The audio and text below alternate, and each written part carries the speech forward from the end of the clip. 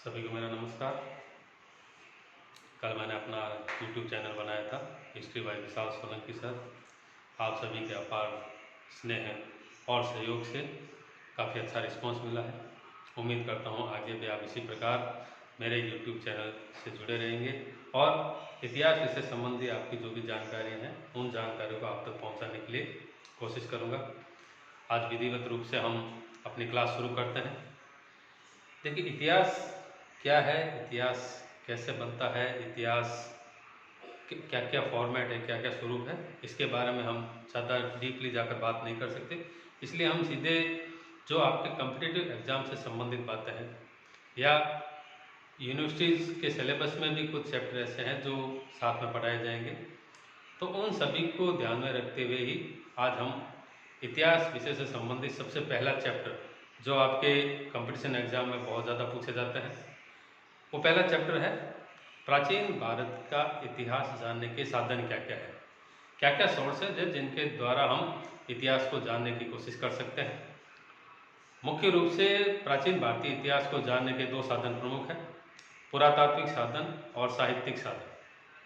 पुरातात्विक जिसे archaeological sources भी कहा जाता है और साहित्यिक जो लिटरेरी जो बुक्स के रूप में है उन्हें साहित्यिक साधन कहा जाता है। क्योंकि ये चैप्टर बहुत बड़ा है, एक बार के क्लास में ये पूरा नहीं हो पाएगा। आज हम सबसे पहले पढ़ेंगे पुरातात्विक साधन कि पुरातत्व क्या है। पुरातत्व जो इंग्लिश का शब्द आर्कियोलॉजी से बना है, कुछ ऐसी चीज़ें जो भूमि के ऊपर है या कुछ ऐसी चीज़ें जो भूमि के अंदर से प्राप्त हुई है, वो सभी साधन पुरातात्विक कहलाते हैं। जैसे हम यदि पुरातात्विक साधनों को अलग अलग फॉर्मेट में डिवाइड करें, अलग अलग फॉर्मेट में बांटें, तो मुख्य रूप से 4 प्रकार के पुरातात्विक साधन आते हैं: अभिलेख, स्मारक, मुद्राएं और कलाकृतियाँ। इन 4 प्रकार के सोर्सेज के द्वारा हम प्राचीन भारत के इतिहास को जानने की कोशिश करेंगे। वैसे तो पुरातात्विक और साहित्यिक साधनों के बारे में बात की जाए तो पुरातात्विक साधन साहित्यिक साधनों की अपेक्षा बहुत अधिक विश्वसनीय होते हैं, पूरी तरह से पूर्वाग्रह से रहित होते हैं। साहित्यिक साधनों में आप टैंपरिंग कर सकते हैं, छेड़छाड़ कर सकते हैं, लेकिन पुरातात्विक साधनों के साथ आप छेड़छाड़ नहीं कर सकते। एज इट इज, जिस टाइम पीरियड में वो बने होते हैं उसी टाइम पीरियड को ही वो डिस्प्ले कर रहे होते हैं। इसलिए कहा जाता है archaeological sources are much reliable than literary sources. तो आज हम पढ़ेंगे पुरातात्विक साधन कौन से हैं और क्या है। इन पुरातात्विक साधनों में सबसे पहला आता है अभिलेख, इंस्क्रिप्शन। अभिलेख, जैसा कि पहले मैंने बताया था कि भूमि के ऊपर बनी हुई कलाकृतियाँ और खुदाई से जो दूसरी चीज़ें निकलती है, उन सभी कलाकृतियाँ जो कि पुरातात्विक साधनों के भाग है, उन्हीं पुरातात्विक साधनों में सबसे पहला है अभिलेख। अभिलेख, इंस्क्रिप्शन, ये शिलालेख के रूप में हो सकते हैं, स्तंभ लेख के रूप में हो सकते हैं, ताम्रपत्र के रूप में हो सकते हैं, गुफाएं, दान पत्र के रूप में हो सकते हैं। जैसे यदि हम प्राचीन भारतीय इतिहास की बात करें तो यह माना जाता है कि अशोक से पहले के अभिलेख संभवतः नहीं मिले हैं। तो यह माना जाता है कि अशोक पहला ऐसा शासक था जिसने अभिलेखों का निर्माण किया, लेकिन कुछ विद्वान या कुछ इतिहासकार ये भी मानते हैं कि अशोक से पहले के भी कुछ अभिलेख प्राप्त हुए हैं। सबसे पुराना अभिलेख जो ये माना जाता है उत्तर प्रदेश में बस्ती नामक जिले में एक स्थान है पिपरवा। इस पिपरवा का एक कलश लेख मिला है जो अशोक से भी पहले का माना जाता है। दूसरा है अजमेर का बड़ली गांव। इस अजमेर के बड़ली गांव से भी अभिलेख प्राप्त हुए हैं। लेकिन वास्तविक रूप में देखा जाए तो अभिलेखों को सिस्टमेटिक तरीके से यूज करने का जो काम किया था वो सबसे पहले अशोक ने किया था। अशोक के तो अभिलेख बहुत मिले हैं, असंख्य अभिलेख मिले हैं। बाबरू का अभिलेख है, सांची है, बारूद है, सारनाथ है, बहुत से ऐसे अभिलेख। जब अशोक का चैप्टर हम पढ़ेंगे तो उसमें हम अशोक के अभिलेखों के बारे में भी पढ़ेंगे। तो शिलालेख, शिला यानी कि चट्टान, चट्टानों पर जो लेख लिखे जाते हैं वो शिलालेख कहलाते हैं। स्तंभ लेख, जो पत्थर के खंभे बने होते हैं, उन पत्थर के खंभों पर लेख लिखे जाते हैं। ताम्रपत्र, जो कॉपर प्लेट्स होती है, जैसे राजा महाराजाओं के द्वारा किसी की प्रशंसा के लिए, किसी को दान देने के लिए या किसी को पुरस्कृत करने के लिए राजा महाराजा उनको ताम्रपत्र भेंट करते थे, उनकी सेवाओं से प्रसन्न होकर ताम्रपत्र दिए जाते थे। गुफाएं, प्राचीन काल की बहुत सी ऐसी गुफाओं के नाम हम पढ़ेंगे। गुफाएं एक ऐसा चैप्टर है जो अभिलेख में भी माना जाता है और स्मारकों में भी आता है। अजंता एलोरा की गुफाएं, कारले की गुफाएं, नागार्जुन की गुफाएं, ये सभी ऐसी गुफाएं हैं जिनके द्वारा अभिलेखों की जानकारी मिलती है। इन अभिलेखों की भाषा की बात करें तो इन अभिलेखों की भाषा संस्कृत भाषा, तमिल भाषा और दूसरी जो भारत की स्थानीय भाषाएं हैं उन सभी भाषाओं में यह अभिलेख मिले हैं। लिपि,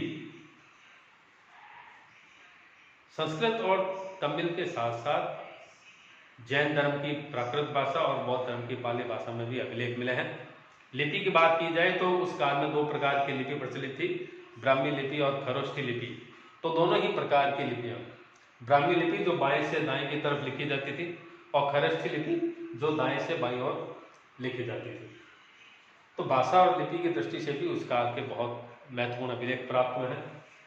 अशोक के अभिलेखों के साथ साथ जो प्रमुख अभिलेख हमें प्राचीन काल के मिले हैं उनमें खारवेल का हाथी गुम्फा अभिलेख जो बहुत महत्वपूर्ण माना जाता है। कई बार कंपटीशन एग्जाम में क्वेश्चन पूछा जाता है कि हाथी गुम्फा अभिलेख किससे संबंधित है। पुलकेशिन सेकंड जो उस काल का महत्वपूर्ण शासक हुआ था, पुलकेशिन सेकंड का ऐहोल अभिलेख बहुत महत्वपूर्ण माना जाता है। राजा भोज की जो ग्वालियर प्रशस्ति है वो ग्वालियर प्रशस्ति तो बहुत अधिक महत्वपूर्ण मानी जाती है इस दृष्टिकोण से क्योंकि इसी ग्वालियर प्रशस्ति से ही प्रतिहार शासकों की जानकारी मिलती है। प्रतिहारों का कोई अलग से अभिलेख नहीं मिला है, इसी भोज की ग्वालियर प्रशस्ति से उनके बारे में जानकारी मिलती है। समुद्रगुप्त का प्रयाग प्रशस्ति अभिलेख, इलाहाबाद के किले के अंदर प्रयाग प्रशस्ति अभिलेख है।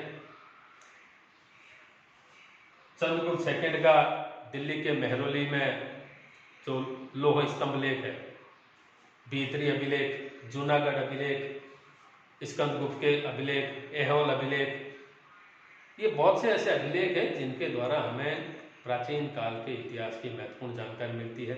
अभिलेख मैंने बता दिया था कि जो शिलालेख है, स्तंभ लेख है, ताम्रपत्र है, गुफाएं हैं, दानपत्र है, इन सभी के माध्यम से जो ऐतिहासिक जानकारी प्राप्त की जाती है वो सारी जानकारी अभिलेखों में इनबिल्ड की जाती है। कुछ विदेशी अभिलेख भी मिले हैं। एशिया माइनर का बोगल्सकोई अभिलेख, यह भी कई बार कंपटीशन एग्जाम में पूछा जाता है कि एशिया माइनर में कहाँ से भारतीय अभिलेख प्राप्त हुआ है। तो एशिया माइनर का बोगल्सकोई नामक स्थान है, वहाँ से यह अभिलेख प्राप्त हुआ है।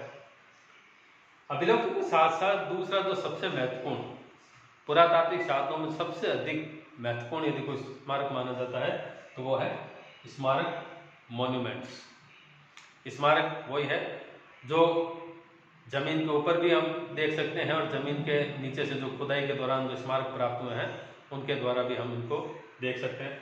जैसे मंदिर, स्तूप, उत्खनन से प्राप्त स्मारक यानी कि खुदाई से जो भी स्मारक प्राप्त है वो स्मारक, राजप्रासाद, महल, जैन तथा बौद्ध धर्म से संबंधित मठ, अजंता एलोरा की गुफाएं, सांची का स्मारक, भारहुत का स्मारक, नासिक का स्मारक, कारले के चैत्य या गुफाएं, ये सभी ऐसे स्मारक हैं जिनके माध्यम से प्राचीन काल के इतिहास की जानकारी मिलती है। ये स्मारक भी भारतीय स्मारक भी प्राप्त हुए हैं और विदेशी स्मारक भी प्राप्त हुए हैं। अब आप सोच रहे होंगे कि विदेशी स्मारक जो भारतीय संस्कृति से संबंधित है ऐसा कैसे हो सकता है। यह माना जाता है कि भारतीय संस्कृति का दक्षिण पूर्वी एशिया में सांस्कृतिक प्रसार हुआ था। एक होता है राजनीतिक प्रसार कि किसी राजा के द्वारा दूसरे राज्य पर आक्रमण करके उन राज्यों को जीतकर उन पर अपना अधिकार कर लिया जाता है। दूसरा है सांस्कृतिक प्रभाव। भारतीय संस्कृति में संभवतः किसी भी राजा के द्वारा विदेशी आक्रमण नहीं किए गए हैं और यदि किए भी हैं तो कोई इक्का दुक्का होगा, लेकिन सांस्कृतिक रूप से कल्चरल जो स्प्रेड है इंडिया का वह दक्षिण पूर्वी एशिया में बहुत हुआ है। इन दक्षिण पूर्वी एशिया के देशों में इंडोनेशिया, जावा, सुमात्रा, बाली, मालदीव, मलेशिया, ये सभी ऐसे देश हैं जहाँ पर भारतीय संस्कृति का प्रभाव बहुत अधिक अच्छे से देखा जा सकता है। सुमात्रा, बाली और जावा यदि आप जाएं तो देखेंगे कि वहाँ के कल्चर में और भारत के कल्चर में बहुत ज़्यादा अंतर नहीं है। एक जैसा ही परिवेश देखने को मिलता है, एक जैसे ही लोगों का खान पान, रहन सहन, बोलचाल, वो उनकी गलियों के नाम भी भारतीयों के जैसे ही है। जावा का भगवान शिव का दींग मंदिर भी विदेशी स्मारक की श्रेणी में आता है। इसके साथ साथ विदेशी स्मारकों की श्रेणी में जो सबसे महत्वपूर्ण स्मारक आते हैं वह अंगकोर वाट और अंगकोर धाम के विष्णु मंदिर, कंबोडिया और बोरोबुदुर के इन मंदिरों के साथ साथ अंगकोर वाट और अंगकोर धाम के भगवान विष्णु के मंदिर यह सिद्ध करते हैं कि राजनीतिक रूप से नहीं लेकिन सांस्कृतिक रूप से दक्षिण पूर्वी एशिया में भारत का बहुत अधिक प्रभाव बना हुआ था। बोर्नियो, मलाया, कॉम्बे ये भी ऐसे विदेशी स्थल है जहाँ से भारतीय सभ्यता और संस्कृति से जुड़े हुए, देवी देवताओं से जुड़े हुए, परंपराओं से जुड़े हुए स्मारक वहाँ पर बहुत अधिक मिले हैं। कई बार शॉर्ट क्वेश्चन पूछा जाता है कि जावा का दींग मंदिर किस देवता को समर्पित है, तो ये जावा का दींग मंदिर भगवान शिव को समर्पित है। अंगकोर वाट और अंगकोर धाम के मंदिर भगवान विष्णु को समर्पित है। विदेशी स्मारकों के साथ साथ भारतीय स्मारक जो देशी स्मारक है, जिनके द्वारा हम भारत की राजनीतिक, सामाजिक, धार्मिक, आर्थिक और सांस्कृतिक सभी प्रकार की विशेष जानकारी प्राप्त कर सकते हैं, उनमें यदि हम देखें तो तक्षशिला, काशी, मथुरा, नालंदा, सारनाथ, पाटलिपुत्र और भी अनेकों ऐसे ऐतिहासिक स्थल होंगे जहाँ से हमें प्राचीन भारत से संबंधित बहुत से ऐसे स्मारक मिले हुए हैं। महावीर स्वामी और महात्मा बुद्ध की मूर्तियाँ ये भी स्मारक के रूप में है। तो प्राचीन काल में रामायण काल से लेकर महाभारत काल से लेकर, यदि हम रामायण काल की बात करें तो आजकल काफ़ी चर्चा में है राम सेतु। तो ये राम सेतु जो भारत और श्रीलंका को जोड़ता है, अब तो नासा ने भी प्रूव कर दिया है कि इसके नीचे एक पुल बना हुआ है। तो संभवतः ये राम सेतु भी एक स्मारक के रूप में हम इसको ऐतिहासिक पॉइंट ऑफ व्यू से देख सकते हैं। विशेष रूप से इन स्मारकों के द्वारा क्या क्या यूज हो सकते हैं, क्या क्या जानकारी मिल सकती है, तो मुख्य रूप से इन स्मारकों के तिथि क्रम का निर्धारण किया जा सकता है कि जिस समय के स्मारक मिले हुए हैं उन स्मारकों पर किन शासकों के द्वारा ये बनाए गए हैं, किस समय ये बनाए गए हैं, उस समय के देवी देवताओं की क्या स्थिति थी, उस समय सामाजिक स्थिति क्या थी, उस समय राजनीतिक व्यवस्थाएं क्या थी। इन सभी चीज़ों से संबंधित जानकारियाँ हमें इन स्मारकों से प्राप्त कर सकते हैं। आजकल के भी आप आसपास में अपने ऐतिहासिक जो भी इमारत देखते हैं वो सभी इमारत भी कहीं न कहीं प्राचीन भारतीय इतिहास या मध्यकालीन या आधुनिक काल में भारत के इतिहास की जानकारी देने वाले महत्वपूर्ण साधन सिद्ध होते हैं। तो स्मारक जो भारतीय इतिहास को जानने के लिए सबसे अधिक महत्वपूर्ण स्रोत माने जाते हैं। तीसरा है मुद्राएं, कॉइन्स। मुद्रा शास्त्र के अध्ययन को न्यूमिस्मेटिक्स कहा जाता है। यदि देखा जाए कि मुद्राओं के अध्ययन को प्राचीन भारतीय इतिहास से निकाल दिया जाए तो प्राचीन भारत के इतिहास की आधी जानकारी भी हमें प्राप्त नहीं हो सकती। हम देख सकते हैं कि मुद्राएं किस प्रकार से प्राचीन भारतीय इतिहास को कितना अधिक एक दूसरे से जोड़कर रखने का काम करती है। मुद्राओं के माध्यम से जो जानकारी प्राप्त होती है संभवतः अभिलेख और स्मारकों से भी नहीं होती। इसलिए मुद्राएं या कॉइन्स प्राचीन भारतीय इतिहास की जानकारी देने के सबसे महत्वपूर्ण, सबसे ज़्यादा ऑथेंटिक साधन माने जा सकते हैं। वैसे अभिलेख कोई कम नहीं है, स्मारक भी बहुत अधिक महत्वपूर्ण है, मुद्राएं कहीं ज़्यादा महत्वपूर्ण मानी जाती है। अब मुद्राएं किस रूप में इतिहास की जानकारी देने में सक्षम है, उनमें सबसे पहला आता है आर्थिक स्थिति। जिस काल की मुद्राएं मिली है उस काल में उस राज्य की आर्थिक स्थिति कैसी रही थी। यदि वहाँ पर स्वर्ण मुद्राएं प्रचलित थी तो इसका मतलब वहाँ की आर्थिक स्थिति बहुत अधिक अच्छी थी। यदि वहाँ पर चांदी की मुद्राएं प्रचलित थी तो इसका मतलब वहाँ पर आर्थिक स्थिति ठीक है। लेकिन तांबे की या धातु की या कांसे की या अन्य जो सामान्य धातु है, वो सामान्य धातु की मुद्रा यदि प्राप्त हुई है इसका मतलब उस राज्य की आर्थिक स्थिति बहुत अधिक अच्छी नहीं हो सकती, तो उस राज्य की आर्थिक स्थिति की महत्वपूर्ण जानकारी देते हैं। दूसरा है धार्मिक स्थिति की जानकारी। इन मुद्राओं के माध्यम से उस काल के, जिस काल की वो मुद्राएं मिली है, उस काल की धार्मिक स्थिति की भी महत्वपूर्ण जानकारी मिलती है, क्योंकि जो भी शासक होते थे वे शासक अपनी मुद्राओं पर अपने देवी देवताओं के चित्र अंकित करते थे। इन देवी देवताओं के अंकित हुए चित्र जो सिक्के मिले हैं या जो मुद्राएं मिली है, उससे यह पता चलता है कि उस काल में कौन से देवी देवता की प्रधानता थी। जैसे गुप्त काल के सिक्के यदि देखें तो गुप्त काल के सिक्कों में भगवान विष्णु, लक्ष्मी, गरुड़, इन सभी के चित्र मुद्राओं पर अधिक मिली है, जो इस बात को प्रूव करते हैं कि उस काल में, गुप्त काल में भगवान विष्णु या वैष्णव धर्म की प्रधानता थी। अलग अलग टाइम पीरियड में अलग अलग शासकों के द्वारा अलग अलग देवी देवताओं की पूजा की जाती थी और वे अपने मुद्राओं तथा सिक्कों पर भी उन्हीं देवी देवताओं का अंकन भी करते थे। मुद्राओं की भी अलग अलग शैलियाँ होती थी। आगे जब मुद्राओं से संबंधित चैप्टर आएगा तो उसमें आपने पढ़ेंगे कि मुद्राएं किन किन शैलियों में बनती थी। वंश परंपरा व तिथि क्रम का निर्धारण। वंश परंपरा कि किस शासक के बाद कौन सा शासक आया है, एक ही वंश में किस शासक के बाद कौन सा शासक आया है, इसकी जानकारी भी सिक्कों के द्वारा प्राप्त की जा सकती थी।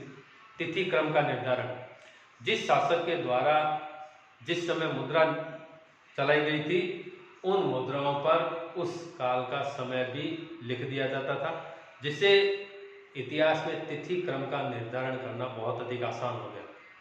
यदि गुप्त काल की बात की जाए, उससे पहले के भी शासकों की बात की जाए, तो उन शासकों ने जिस समय शासन चलाया था उस समय को भी उन्होंने अपनी मुद्राओं पर अंकित कर दिया था। इसलिए वंश परंपरा के साथ साथ मुद्राओं के माध्यम से शासकों के तिथि क्रम की जो समस्या है, क्योंकि इतिहास में कई बार हम देखते हैं कि अलग अलग शासकों के अलग अलग टाइम पीरियड आते हैं, तो कहीं ना कहीं तिथि क्रम की जो समस्या है उस तिथि क्रम की समस्याओं को भी मुद्राओं के माध्यम से दूर किया जा सकता था। शासकों की अभिरुचियाँ, कई शासक ऐसे होते थे जो मुद्राओं पर अपनी हॉबीज को भी डिस्प्ले कर देते थे। जैसे कई बार एग्जाम्पल मिलता है कि समुद्रगुप्त के द्वारा एक मुद्रा पर उसे वीणा बजाते हुए दिखाया गया है, इसका मतलब उसकी संगीत में अभिरुचि थी। किन्हीं शासकों को शिकार करते हुए मुद्राओं पर दिखाया गया है, इसका मतलब उन शासकों की शिकार में अभिरुचि थी। किन्हीं सिक्कों पर नृत्य करती हुई मुद्राएं प्राप्त हुई है, तो इसका मतलब उन शासकों की नृत्य तथा संगीत में या कला में बहुत अधिक रुचि थी। तो कहीं ना कहीं शासकों की जो अभिरुचियां हैं, हॉबीज है, उन सब की जानकारी भी मुद्राओं के द्वारा की जा सकती है। कलात्मक मुद्राएं बनती थी, किस किस प्रकार की होती थी, व्याघ्र शैली की मुद्राएं या धनुर्धर शैली की मुद्राएं या सूर्य शैली की मुद्राएं, वो आगे चैप्टर आएगा मुद्राओं संबंधित, उसमें आपने पढ़ेंगे। विदेशों से संबंध, यहाँ पर ये देखने लायक बात है कि मुद्राओं के माध्यम से विदेशों के साथ संबंधों की भी जानकारी मिलती थी, क्योंकि उस काल में कमोडिटी एक्सचेंज होते थे, व्यापार विनिमय होते थे, वस्तुओं के द्वारा आदान प्रदान के साथ साथ मुद्राओं के द्वारा भी वस्तुओं की खरीद फरोख्त होती थी। तो प्राचीन काल के अनेक राज्यों के व्यापारिक संबंध विदेशी राज्यों से भी मिले हैं। उन देशों की मुद्राएं भारत में मिली है और भारत की मुद्राएं उन देशों में मिली है। इसका मतलब उन दोनों ही देशों या उन दोनों ही राज्यों के बीच आपस में व्यापारिक संबंध रहे होंगे। इन व्यापारिक संबंधों के कारण जो एक्सचेंज होता था, उस एक्सचेंज के द्वारा मुद्राएं आदान प्रदान की जाती थी। तो इन मुद्राओं के माध्यम से विदेशों से संबंध की जानकारी भी मिलती है। अगला है साम्राज्य विस्तार। कई बार यह भी माना जाता है कि किसी एक राज्य के द्वारा दूसरे राज्य पर अधिकार कर देने के बाद उस जीते हुए राज्य की सारी राजनीतिक व्यवस्थाएं राजा के द्वारा अपने अधीन कर ली जाती थी और उस जीते हुए राज्य में भी अपनी मुद्राएं चला दी जाती थी। चाहे वो भारत के एक राज्य से दूसरे राज्य की बात है या विदेशी राज्यों की बात है, तो बहुत सी ऐसी मुद्राएं हैं जो साम्राज्य विस्तार का निर्धारण भी करती है। साम्राज्य किस राज्य का कहाँ तक फैला हुआ था। यदि एक राजा की मुद्राएं किसी अन्य राज्य में मिली है तो उसके दो ही कारण हो सकते हैं। या तो व्यापार के द्वारा वहां पर मुद्राएं पहुंची है, या फिर राजनीतिक रूप से उस राज्य को अपने अधिकार में करके वहां पर मुद्राएं अपने अधिकार में करके वहां पर मुद्राएं चलाई गई थी। तो साम्राज्य विस्तार की भी जानकारी मिलती है। अगला है उपाधियां।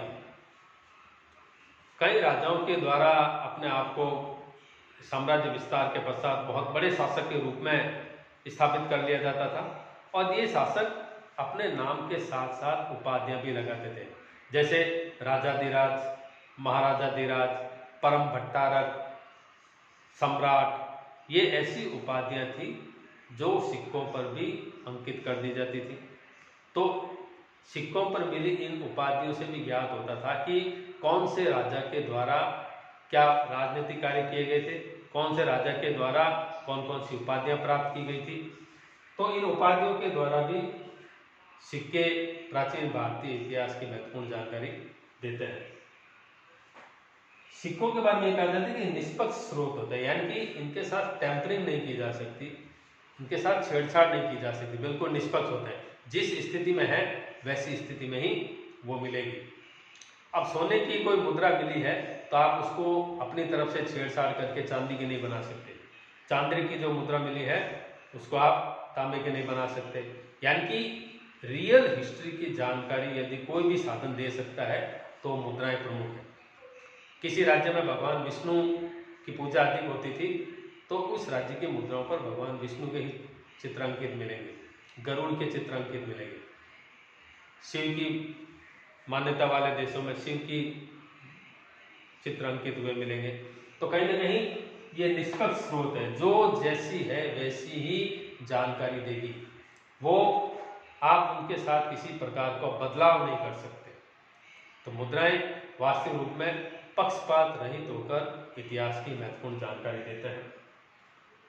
कुछ विदेशी राज्यों के द्वारा भी भारत में आक्रमण कर कुछ समय के लिए भारत में अपनी सत्ताएं स्थापित की गई थी, जिनमें यूनानी, सीथियन, पार्थियन ये ऐसे प्रमुख विदेशी राज्य थे जिन्होंने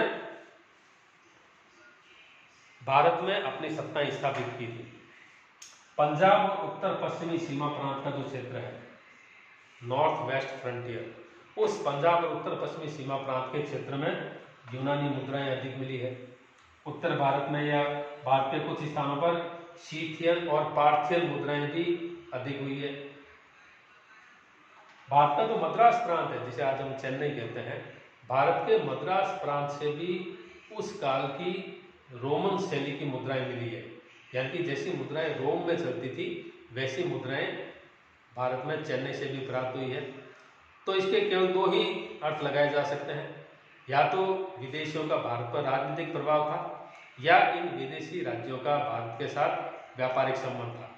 तो किसी भी रूप में है, इन मुद्राओं के द्वारा हम तत्कालिक भारत की सामाजिक, धार्मिक, आर्थिक, राजनीतिक, सांस्कृतिक, शासकों की अभिरुचियां, इन सभी की महत्वपूर्ण जानकारी हम मुद्राओं के द्वारा प्राप्त कर सकते हैं।